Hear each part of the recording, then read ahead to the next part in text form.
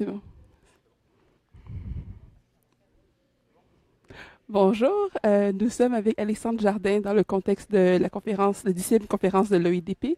Merci beaucoup de nous avoir rencontrés. Donc, vous êtes un écrivain, un citoyen engagé, un cinéaste, et vous avez osé penser autrement, agir autrement, écrire autrement. Donc, une des questions qu'on aurait pour vous, c'est comment est-ce qu'on développe cette possibilité d'agir autrement et comment est-ce qu'on la transmet aux gens? Quand on est coincé, quand en fait ça marche plus. Ouais. Et, euh, et quand on a un système politique qui ne produit plus de résultats, Ouais. il faut bien aller se tourner surtout vers les autres, c'est-à-dire les gens qui pensent autrement. Ouais. Ceux que l'intelligentsia en général ne prend pas au sérieux. Mhm. Euh, Souvent ce sont des gens euh, qui ont une basse estime d'eux-mêmes. Donc il faut tendre l'oreille Mhm. et ne surtout pas écouter ce que ces gens-là disent d'eux-mêmes. Parce qu'en général, ils commencent par s'excuser d'exister, par dire qu'ils font 3 petits trucs, alors qu'en fait, c'est très intelligent. Mhm. Souvent, j'ai vraiment observé que les gens qui pensent autrement ne sont pas sûrs d'eux. Et ils n'ont pas du tout des têtes de héros. C'est vraiment la dame du coin de la rue, le retraité qui, en fait, a mis en place un programme très intelligent. C'est le jeune homme planqué derrière sa barbe, pas très à l'aise, qui tout à coup réduit de 90% les chutes dans les maisons de retraite avec un programme de gymnastique ciblé sur les questions d'équilibre Mhm. et qui fait faire des milliards d'économies à la sécurité sociale. Mhm. Donc les gens qui pensent autrement sont coincés, en général dans la merde, Ouais. euh, donc ils deviennent créatifs et puis il faut vraiment tendre l'oreille. Mhm. Mais justement, est-ce que vous pourriez élaborer là-dessus? Parce que cette idée, dans le cadre de la conférence, s'appuie sur la participation autrement. Donc, comment est-ce qu'on valorise les savoirs, les expériences de ceux qui sont en marge du système, de ceux qui sont rejetés activement par le système? Comment est-ce qu'on tend l'oreille? Parce qu'ils sont en train de parler, mais pas dans les espaces traditionnels. En les aimant, on ne peut pas retirer les sentiments. Je pense qu'on en a trouvé dans mon mouvement, dans les maisons des Oui. citoyens et les zèbres, on en a trouvé beaucoup parce qu'on les aime. Tout simplement, j'adore. Et tous les gens avec qui je travaille, on les aime. Mhm. Donc ils viennent dans nos cafés citoyens. Euh, je sais que ça peut paraître complètement irrationnel, hein, Non. ce que je dis, mais si vous ne les aimez pas, ils ne viennent Ouais, pas. ils le sentent. Il y a cette phrase de Lacan qui dit n'est dit que ce qui est entendu. Si Mhm. vous n'êtes pas prêt Ouais, à les entendre, ils sont, ouais, ils vont se taire. ouais. Les enseignants géniaux qui se battent contre un système qui les rejette, Mhm. s'ils ne se sentent pas a priori aimés, ils vont se taire, ils ne vont pas venir dans vos réunions. Mhm. Mhm. Mhm.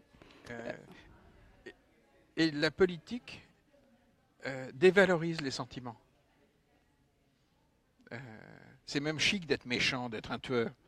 Euh, Ce qui est bizarre comme idée. Ouais. Euh, Or, si on n'aime pas ces gens, ils ne viendront pas collaborer avec vous. Ouais. Ouais, ouais. Donc justement, on fait face à cette démocratie, ce mouvement de démocratie participative que vous avez créé. Et il y a certaines personnes, justement, des personnes qui pensent autrement ou des personnes avec des, oui, des idées qui ont peur de l'échec ou qui ne savent pas comment rebondir quand il n'y a pas le résultat attendu. Donc, vous dites quoi? Comment est-ce qu'on pourrait revoir cette définition-là avec le mot échec? Parce que pour changer, il faut oser, il faut tenter. Alors, ce sont presque toujours des gens qui ont échoué. C'est même la norme, puisque ce sont des gens qui essayent. Mhm. Donc, mais au milieu de cet océan d'échecs, ils réussissent. Ouais. Euh, euh, si vous regardez, prenez un très grand politique comme Churchill. Churchill était très connu dans les réunions de cabinet pour dire 1 milliard de conneries. Simplement, il y avait suffisamment de liberté dans son cabinet pour qu'on puisse dire ces conneries. Mhm. Et puis un jour, il dit dans une réunion de cabinet, puisque ça coûte trop cher en morts de prendre les ports pour le débarquement, qui était très défendu par les Allemands, on va apporter un port par la mer. qui est une idée complètement farfelue. Et il y a tout à coup un lord de l'amirauté anglais qui dit mais my lord, c'est très lourd. Il dit oui mais on va faire des caissons et on va les remplir avec de l'eau. C'était une idée farfelue. Et dans nos réunions, on écoute souvent des gens qui semblent très bizarres. On a soutenu par exemple une marque de consommateurs qui a développé une brique de lait, une pinte de lait, qui est en train de sauver une partie de notre paysannerie. C'est une marque qui s'appelle la marque du consommateur. Ils sont partis de l'idée que si ça avait du sens, les consommateurs seraient prêts à payer plus cher leur brique de lait, 5 centimes de plus. Aujourd'hui, ils en ont vendu 10 millions. Parce que pour la ménagère française qui fait ses courses, ça avait du sens. Et qu'au fond, elle s'en fout de payer 4 $ de plus sur un an. Mais ça avait du sens. Mais pourtant, c'est bizarre comme idée de faire payer plus cher les gens. Et là, c'est en train de sauver une partie de nos producteurs de lait.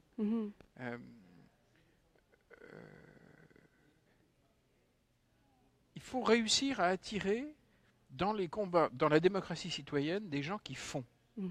C'est ça le fond de l'affaire. Et arrêter de parler trop ouvertement de démocratie citoyenne. Parce que sinon, vous n'avez dans vos réunions que des gens déjà convaincus. Vous n'avez pas les autres. Et toujours un peu les mêmes. Alors que si vous parlez d'action concrète, les gens viennent pour l'action concrète. Quand je développe en France un énorme programme qui s'appelle Lire et faire lire, qui marche d'ailleurs au Québec, on embarque les retraités dans nos écoles maternelles et les écoles primaires pour qu'ils transmettent le plaisir de la lecture. C'est de la participation citoyenne. C'est le citoyen qui est bien le moteur et l'acteur et le faiseux, la personne qui fait, qui agit. Mais vous avez beaucoup plus de gens intéressés et passionnés par la lecture que de gens passionnés par la démocratie citoyenne. Il vaut mieux qu'ils fassent de la démocratie citoyenne sans s'en rendre compte, avec le sourire, en se faisant plaisir. Et puis doucement, ils vont se rendre compte, ah tiens, c'est vrai, je suis acteur. Et je suis plus joyeux en étant acteur. Et ma vie est plus jolie. Vous touchez sur cette idée aussi de l'élitisme qu'on fait parfois en mettant des grands mots sur ce qu'on fait et pas assez en parlant de ce qu'on fait, justement. Il y a beaucoup de théories, beaucoup d'analyses. Et ça fait fuir les gens. Exactement. Ça fait fuir les gens. Parce qu'en plus, la plupart des gens se disent, après tout, on les a élus, qui se démerdent, qui prennent des décisions. Il y a beaucoup de gens qui pensent ça. Qui ne voient pas leur intérêt direct à participer à les décisions. Ça leur semble un peu compliqué, tout ça. Alors que si c'est très concret, en fait, ils rentrent dans le raisonnement. Ils deviennent acteurs pour une raison très précise, qui pour eux a du sens.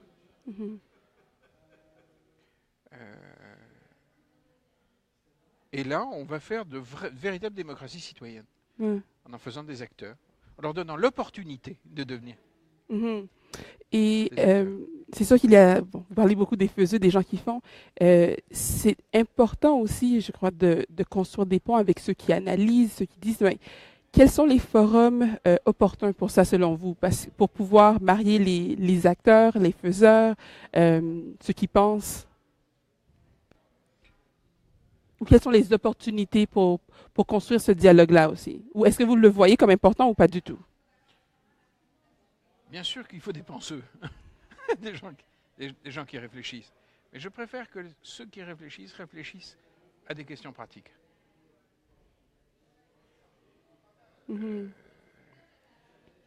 D'abord, s'ils arrivent avec des théories, on peut s'opposer à une théorie. On peut ne pas être d'accord avec une théorie. Alors qu'être contre une action pratique qui est utile, c'est très... Qui va me dire, tiens, vous avez tort de faire lire et faire lire. Il faut vraiment que les retraités ne lisent pas des livres aux enfants. Mais personne ne va vous dire ça. Alors qu'on va pouvoir contester le bien fondé de votre théorie.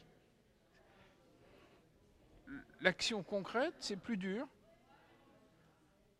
Si elle est réellement utile, personne ne va s'y attaquer. C'est pour ça que je suis très méfiant à l'égard des démarches très théoriques. Tout à l'heure, il y a un monsieur qui a dit oui, mais il faut dénoncer des systèmes. Ça ne sert à rien. Ça ne sert à rien. Sinon, à se faire plaisir soi. Donc pour vous, c'est l'action. Oui. C'est de faire et de démontrer en faisant autrement. Quand vous lisez un bon bouquin, c'est fait de scènes, c'est pas fait de leçons. Et vous ne rentrez dans une pensée que parce qu'il y a des scènes. Ce qui marche dans la fiction marche exactement dans l'action politique. Il faut qu'il y ait des scènes, il faut que des trucs se passent. Et par rapport à ceux qui demandent, bon, on fait face à des mouvements internationaux de populisme, grand cynisme également chez les citoyens, également des enjeux d'inégalité financière, de migration massive. Quelle réponse est-ce que la base peut donner? Comment est-ce qu'on contraste ceci à des actions concrètes? Comment est-ce qu'on répond à ces enjeux-là? En faisant sa part. On n'est jamais plus puissant que quand on fait sa part. Si vous avez un discours général sur des réfugiés, c'est pas la même chose que d'en prendre un à la maison et de l'aider à trouver en lui expliquant comment marche le métro pour aller à un bureau en faisant sa part. Je me souviens d'une conférence de presse où François Hollande a été pris à partie par un journaliste qui a dit « Mais monsieur, vous avez vous-même une maison de campagne? Êtes-vous prêt à accueillir une famille ?» Et Hollande avait répondu « Le président de la France n'a pas à... » Quelle erreur. Il a à. Il aurait été autrement plus puissant pour parler à son pays s'il avait fait quelque chose. À ma connaissance, Gandhi faisait ce qu'il disait. À ma connaissance, Mandela a toujours fait ce qu'il disait. Ces gens, pourquoi ils sont puissants? Parce qu'ils ont été eux-mêmes dans l'action. Ils n'ont pas dit « allez le faire vous ». Je crois que c'est très important. D'être cohérent entre ses actions et ses paroles. Et puis de le commencer à le faire. Il y a plein de gens qui sont pour, oui, on devrait accueillir plein de gens. Faites-le. C'est simple, mais c'est grand. Mais faites-le. Ou inscrivez-vous il doit y avoir une association qui s'occupe de ça dans votre quartier. Donnez 2 heures par semaine pour du soutien scolaire pour leurs gamins, qui en ont grand besoin. Faites-le. Et puis ça rend légitime. Et la vie politique meurt du fait qu'elle n'est pas faite par des gens légitimes. Et vous croyez que c'est ça, que s'il y a une plus grande cohérence entre les paroles et les actions, ce déficit de légitimité-là, je crois que l'action concrète est une énorme source de légitimité. C'est quelque chose d'ailleurs dont on ne parle jamais dans les interviews politiques. Je ne sais pas pourquoi les journalistes ne disent jamais « Et au fait, vous l'avez fait vous ? Et vous, en vrai, vous avez fait quoi ?» Ça a marché?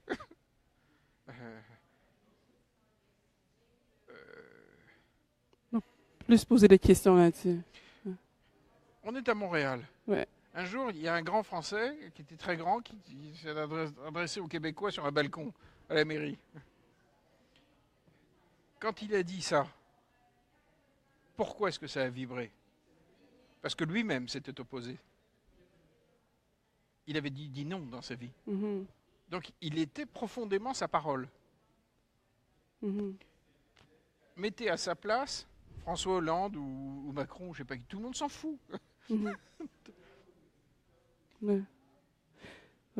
Lui, il l'avait fait, il était allé à Londres, il s'était foutu devant... Il parlait de son expérience, il parlait d'expérience.